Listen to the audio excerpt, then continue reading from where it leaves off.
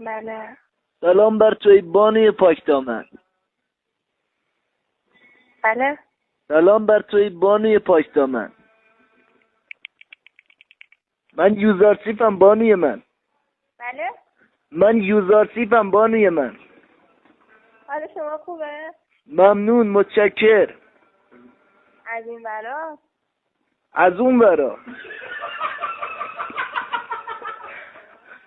بانوی من، بفرمایید. خانق ماها گفت با شما تماس بگیرم. خواست که چی بشه؟ نمیدانم، از خودشان بپرسید. آها، کی بپرسم من؟ گوشی را بهشان میدهم.